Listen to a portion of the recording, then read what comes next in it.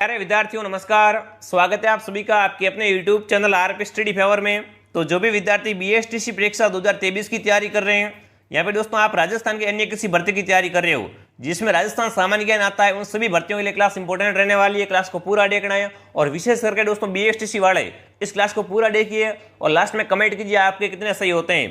दोस्तों सारे प्रश्न परीक्षा में बार बार आने वाले सवाल है और आपके सिलेबस पर आधारित है। तो चलिए आज की क्लास का शुभारंभ करते हैं। पहला प्रश्न आपके सामने, निम्न में से कौन सी प्रथा ग्रास्य जनजाति में नहीं है। यहाँ पर दोस्तों अपन 50 क्वेश्चन करने वाले, ठीक है ना। 50 में से अगर आप 30 सही कर लेते हो तो समझो आपका सिलेक्शन पक्का है। तो खुद का मूल्यांकन करना है और कमेंट कीजिए निम्न में से कौन सी प्रथा दोस्तों ग्रास्य जनजाति की नहीं है। तो देखिए मोरबंदिया, पैरावनी, ताड़ना या डाम। तो यहाँ पर डाम इसका सही उत्तर है, ठीक है ना। डाम दोस्तों क्या है, ग्रास्य जनजाति की एक प्रथा नहीं है। डी ऑप्शन आपका राइट है। जो भी विद्यार्थी डी कमेंट करा है वेरी गुड। दूसरा प्रश्न आपके सामने और आप सभी दोस्तों साथ साथ में कमेंट करेंगे, काउंट करेंगे आप कितने सही कर पाते हो। अगला प्रश्न देखिए भाई, राजस्थान में मीणा व भील के बाद तरते बड़ी जनजाति कौन सी है।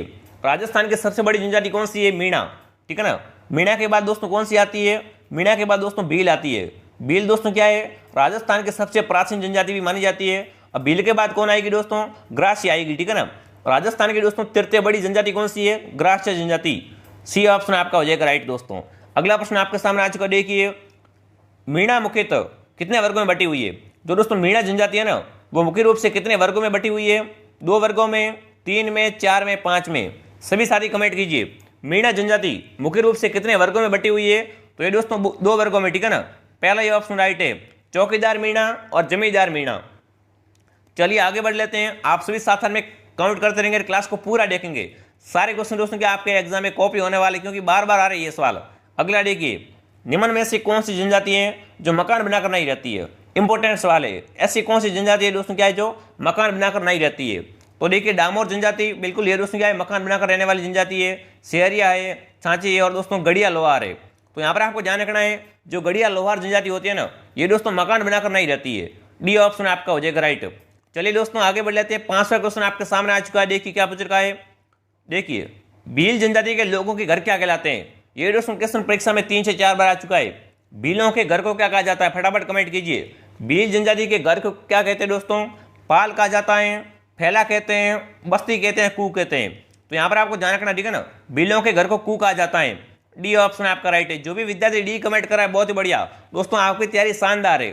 चलिए आगे बढ़ लेते हैं। अगला क्वेश्चन आपके सामने आ चुका है, राजस्थान में सेहरिया जनजाति की सर्वाधिक संख्या किस जिले में। बताओ राजस्थान में दोस्तों जो सेहरिया जनजाति है वो सर्वाधिक कहाँ पर रहती है। सेहरिया जनजाति की सर्वाधिक संख्या कहाँ पर है, कोटा में, सिरोही में, पाली में या बारां में। तो दोस्तों सेहरिया जनजाति मुख्य रूप से कहाँ पर रहती है, 12 जिले में रहती है। डी ऑप्शन आपका राइट है। जो भी विद्यार्थी डी कमेंट करा है वेरी गुड दोस्तों। चलिए 7वां क्वेश्चन आपके सामने आ चुका है, राजस्थान की कौन सी जनजाति है जो मेलों में अपना जीवन साथी चुनती है। इंपॉर्टेंट सवाल है भाई, ऐसी कौन सी दोस्तों जनजाति है जो क्या है अपना जीवन साथी कहाँ पर चुनती है, मेलों में चुनती है। बताओ राजस्थान की कौन सी जनजाति है जो मेलों में अपना जीवन साथी चुनती है। तो देखिए भील, मीणा, ग्रासिया, सेहरिया। तो यहाँ पर सही उत्तर आपका दोस्तों सेहरिया, ठीक है ना। सेहरिया जनजाति ऐसी है जो दोस्तों अपना जीवन साथी कहाँ पर चुनती है, मेलों में। तो डी ऑप्शन आपका राइट है। जो भी विद्यार्थी डी कमेंट करा है वेरी गुड। चलिए आगे बढ़ लेते हैं। 8वां क्वेश्चन आपके सामने आ चुका है। इंपॉर्टेंट सवाल सारे देखिए, सेहरिया जनजाति का मुखिया क्या कहलाता है। दोस्तों जो शहरियों का मुखिया होता है ना, लीडर होता है, उसे क्या कहते हैं, हवलदार, मुखिया, सेठ या कोतवाल। तो दोस्तों सेहरिया जनजाति का मुखिया कोतवाल कहलाता है। डी ऑप्शन आपका राइट है। जो भी विद्यार्थी डी कमेंट करा है वेरी गुड। अगला प्रश्न आपके सामने क्या पूछ रहा है, देखिए राजकुमारों को दूध पिलाने के लिए किस जाति की महिलाओं को दाय रखा जाता था। बताओ इंपॉर्टेंट सवाल है। जो दोस्तों राजा होते थे ना, वो अपने राजकुमारों को दूध पिलाने के लिए किस जाति की महिलाओं को दाय रखते थे। तो देखिए गुजर, माली, चमार या जाट। तो यहाँ पर गुजर सही, ठीक है ना। गुजर महिलाओं को दोस्तों क्या है, राजघराने के राजकुमारों को दूध पिलाने के लिए क्या है वहां पर दाय रखा जाता था। तो पहला ये ऑप्शन आपका राइट है। जो भी विद्यार्थी ए कमेंट करा है वेरी गुड दोस्तों। कितने इंपॉर्टेंट सवाल है, आपको ध्यान रखना है, एग्जाम में बार बार रिपीट होने वाले सवाल है। अगला प्रश्न आपके सामने, राजस्थान के कौन से जिले में सर्वाधिक जनजातियां हैं। इंपॉर्टेंट क्वेश्चन बनता है यहाँ से, राजस्थान के कौन से जिले में सर्वाधिक जनजातियां हैं। तो देखिए पाली में, बांसवाड़ा में, अलवर में या कोटा में। सर्वाधिक जनजातियां कहां पर है दोस्तों, बांसवाड़ा जिले में, ठीक है ना। बी ऑप्शन आपका करेक्ट है। जो भी विद्यार्थी बी कमेंट करा है वेरी गुड दोस्तों। चलिए अगला क्वेश्चन आपके सामने आ चुका है। क्या पूछ रखा है, देखिए राजस्थान के कौन से जिले में डामोर जनजाति सर्वाधिक पाई जाती है। जो दोस्तों डामोर जनजाति होती है वो सर्वाधिक कहाँ पर पाई जाती है? कोटा में, चित्तौड़गढ़ में, डूंगरपुर में या दौसा में। राजस्थान के कौन से जिले में डामोर जनजाति सबसे अधिक पाई जाती है? तो डामोर जनजाति दोस्तों डूंगरपुर में, ठीक है ना। डामोर को आप डूंगरपुर से याद कर सकते हो। सी ऑप्शन आपका राइट है। चलिए आगे बढ़ लेते हैं। 12वां क्वेश्चन आपके सामने आ चुका है। छाछी जनजाति का संबंध राजस्थान के कौन से जिले से? जो दोस्तों छाछी जनजाति होती है ना, उसका संबंध कौन से जिले से? सीधा क्वेश्चन बनता है कि छाछी जनजाति कहाँ पर मिलती है अपन को? जयपुर में, भरतपुर में, दौसा में या करौली में। छाछी जनजाति इसका संबंध किससे हो जाएगा दोस्तों? भरतपुर से, ठीक है ना। भरतपुर में रहती है भाई छाछी जनजाति वाले लोग। तो बी ऑप्शन आपका राइट है। जो भी विद्यार्थी भरतपुर कमेंट करा है वेरी गुड।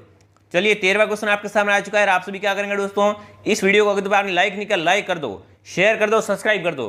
काफी विद्यार्थी वीडियो को देखते पर सब्सक्राइब नहीं करते, तो सभी से दोस्तों निवेदन है सब्सक्राइब कर दीजिए। आपका बेनिफिट है इसमें, जैसे नया वीडियो आएगा आपको क्या आएगा, सीधा मैसेज आ जाएगा।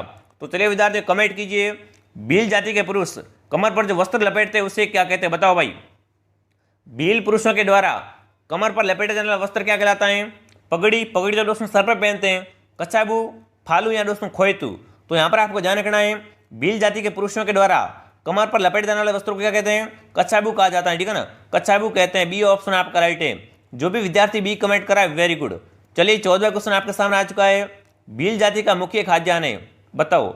भील जाति का मुख्य खाद्यान्न क्या है? गेहूं, बाजरा, चावल या मक्का। भील जाति का मुख्य खाद्यान्न हो जाएगा तो कौन सा हो जाएगा दोस्तों? यहाँ पर मक्का, ठीक है ना।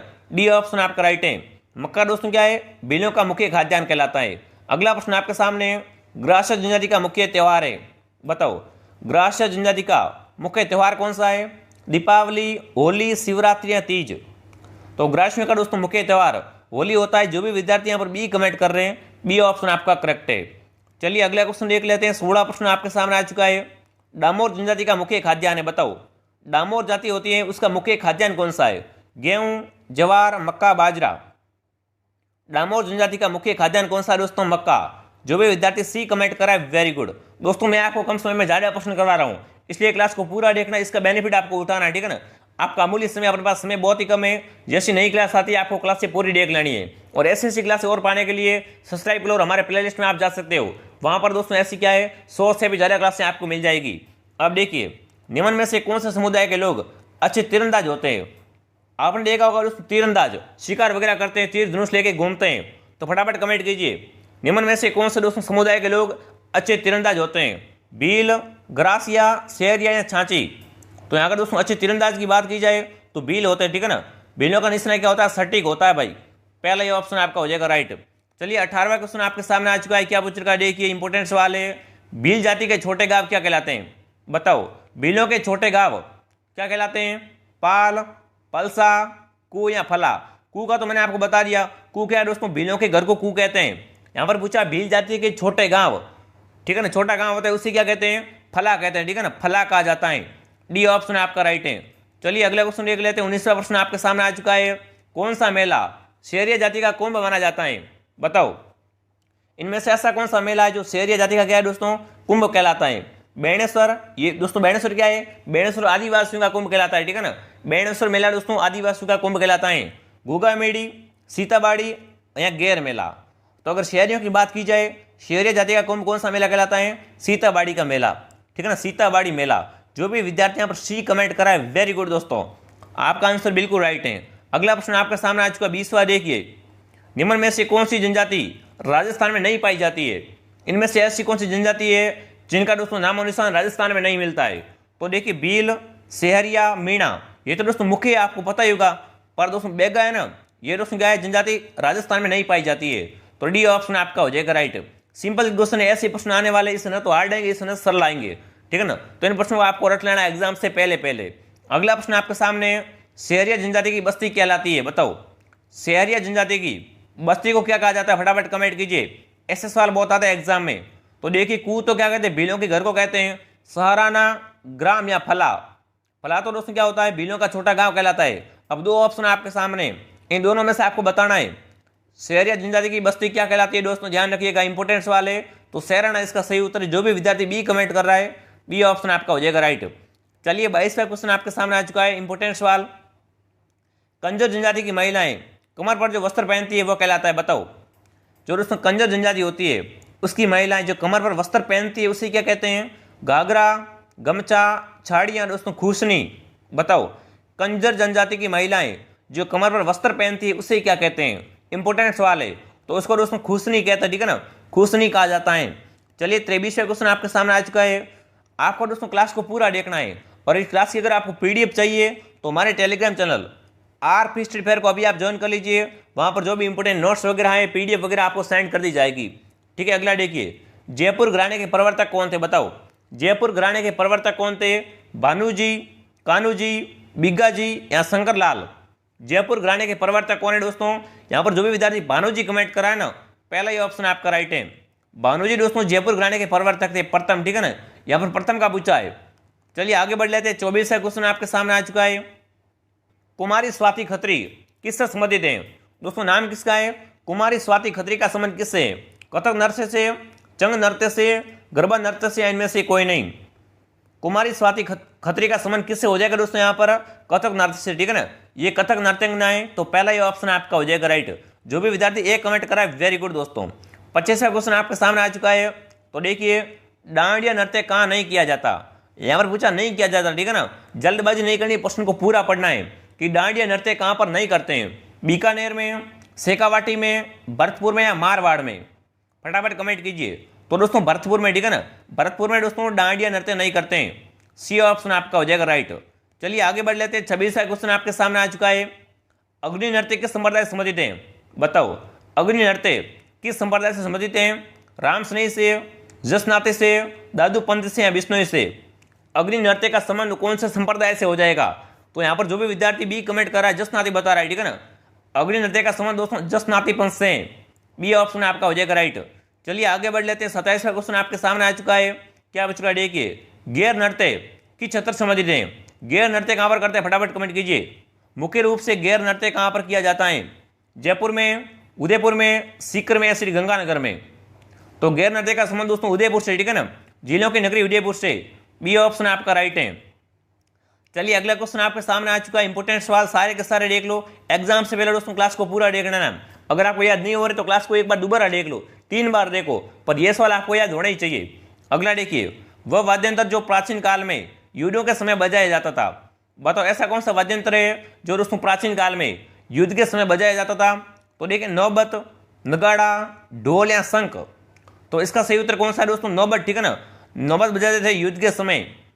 पहले ही जो भी विद्यार्थी ए कमेंट करा है वेरी गुड, प्राचीन काल में युद्ध के समय नौबत बजाया जाता था, ठीक है ना, नौबत। चलिए अगला प्रश्न आपके सामने आ चुका है। सपेरा द्वारा बजाया जाने वाला लोक वाद्य, बताओ, सपेरा होता है जो सांप पकड़ने के लिए आता है, वो कौन सा वाद्यंत्र बजाता है? फटाफट कमेंट कीजिए।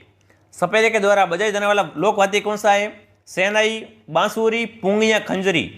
फटाफट कमेंट कीजिए। सपेरा दोस्तों सांप पकड़ने के लिए कौन सा वाद्यंत्र बजाता है? तो ये यहाँ पर कौन सा हो जाएगा दोस्तों? फटाफट कमेंट करेंगे। तो जो भी विद्यार्थी सी कमेंट करा पुंगी, ठीक है ना, सपेरा पुंगी बजाकर क्या करता है? सांप को पकड़ता है, नचाता है, तो सी ऑप्शन आपका हो जाएगा राइट। चलिए 30वां प्रश्न आपके सामने आ चुका है।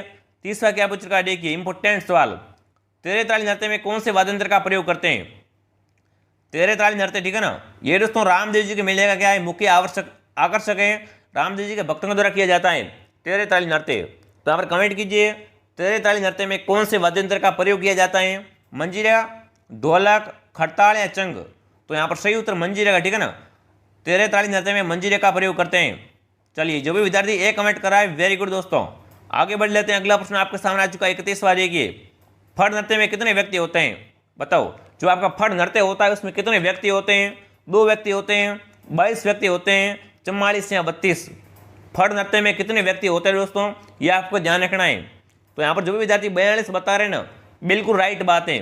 फड़ नृत्य में दोस्तों 42 व्यक्ति होते हैं, ठीक है ना, सी ऑप्शन आपका राइट है। चलिए आगे बढ़ लेते हैं। अगला प्रश्न आपके सामने आ चुका है। किस नृत्य को राई नृत्य भी कहते हैं? बताओ, किस नृत्य को राई नृत्य कहा जाता है? किस नृत्य को राई नृत्य भी कहते हैं? घूमर को, गीदड़ को, गवरी को, गेर को? तो यहाँ पर दोस्तों गवरी को, ठीक है ना, गवरी नृत्य दोस्तों राई नृत्य भी कहलाता है, सी ऑप्शन आपका हो जाएगा राइट।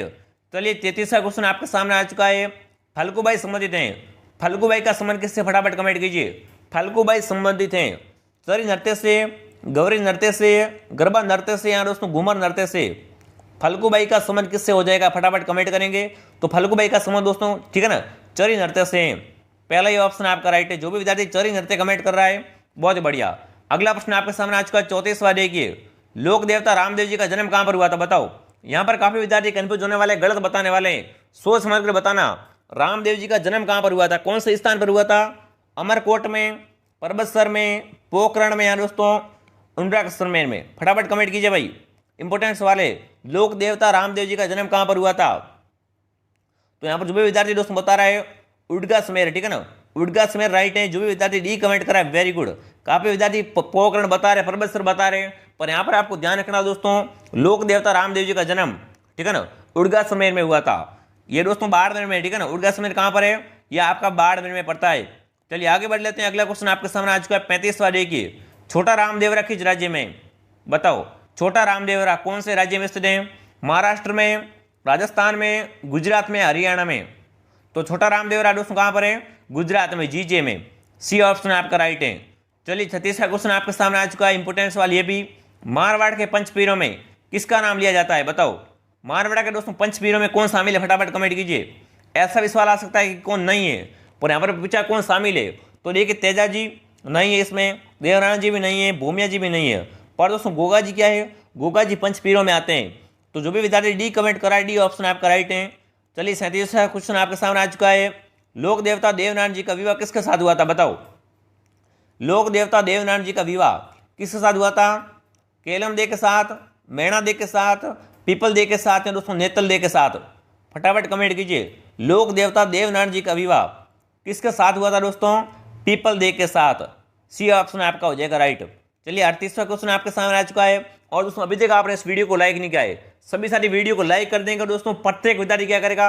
5-5 लोगों को क्लास को शेयर करेगा, ठीक है ना। हमारी मेहनत को समझना है, आपको बस सपोर्ट करना है दोस्तों। क्लास को रेगुलर देखना है, मैं आपके लेके इससे भी इंपॉर्टेंट क्वेश्चन लेके आता रहूंगा। तो सभी विद्यार्थी क्या करेंगे? सब्सक्राइब कर देंगे। हमारा वादा है दोस्तों, आपका सिलेक्शन पक्का है, क्योंकि ऐसे ऐसे क्वेश्चन लेके ले आऊंगा जो परीक्षा में सीधे आते हैं। इसलिए आप क्या करें? सब्सक्राइब जरूर कीजिए मित्रों, और कमेंट कीजिए। प्रसिद्ध लोक देवता पाबूजी राठौड़ का जन्म कब हुआ था बताओ। पाबूजी का जन्म कब हुआ था? फटाफट कमेंट कीजिए। पाबूजी राठौड़ का जन्म कब हुआ था? फटाफट कमेंट करिए। 1105 में, 1235 में, 1239 में या 1240 में? लोक देवता पाबूजी राठौड़ का जन्म कब हुआ था दोस्तों? तो इनका जन्म दोस्तों हुआ था 1200, ठीक है ना, 1239 में। सी कमेंट करने वाले मेरे सभी दोस्त क्या होते हैं? राइट होते हैं। वेरी गुड दोस्तों। चलिए 39वां क्वेश्चन आपके सामने आ चुका है। देखिए, शकुन शास्त्र के ज्ञाता किस लोक देवता को माना जाता है बताओ। शकुन शास्त्र के ज्ञाता कौन से लोक देवता हैं? तो देखिए, हरिराम बाबा, मलिनाथ जी, हडबू जी या झुंझार जी? शकुन शास्त्र के ज्ञाता कौन से दोस्तों लोक देवता हो जाएंगे यहाँ पर? तो जो भी विद्यार्थी हडबू जी बता रहा है ना, हडबू जी इसका सही उत्तर है। शकुन शास्त्र के ज्ञाता हडबू जी को माना जाता है। सी ऑप्शन आपका करेक्ट है।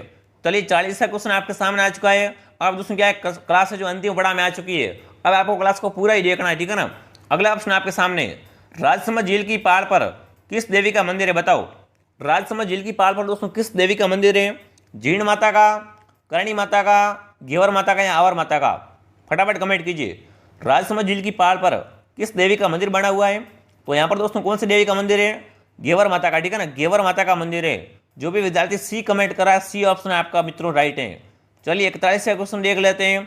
41वां प्रश्न आपके सामने आ चुका है। देखिए, जाम्बू जी के अनुयायी को कहते हैं दोस्तों, जाम्बू जी के अनुयायी को क्या कहते हैं? जाम्बू जी ने क्या दिए थे? 29 नियम दिए थे। तो 29 नियमों को पालन करने वाले क्या कहलाए? विष्णु कहलाए, ठीक है ना, विष्णु कहलाते हैं।